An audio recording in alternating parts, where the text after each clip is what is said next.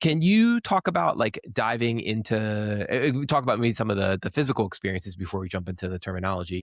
Yeah. Diving into one of the four places in the world where you can enter, a volcanic vent at human depths. What does 10 minutes inside of a vent like actually feel like? How does that sensation become like part of the work? I mean, it's just, you hear about like, I think often like digital artists or game makers, like, oh yeah, I looked at a bunch of scans of something and then I went and tried and create it.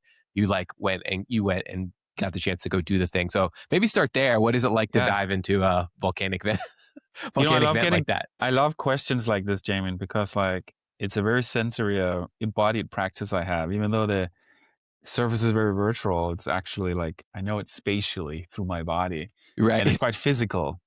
There are a few works where I train before I go and so on to sort of like Right. be able to, which is weird considering that I sit on a laptop otherwise. But, but so what is it like diving into that? For me, it was super magical because I've been fascinated by these places since I was a kid.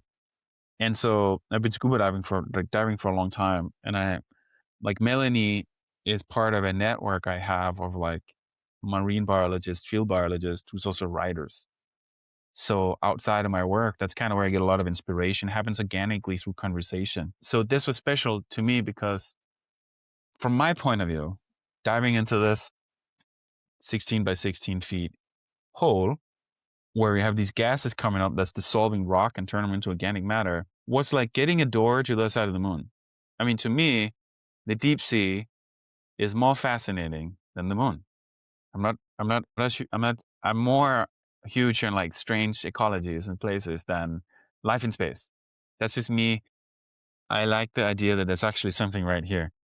And so I was extremely touched by it after. It really felt like I had been on the moon. To me, this was really, really touching. So you dive in and then you have all these gases and you're in there for 10 minutes. There was a shot of it in some of the videos you showed before with these like blue bubbles coming out. That's my GoPro filming these bubbles coming out.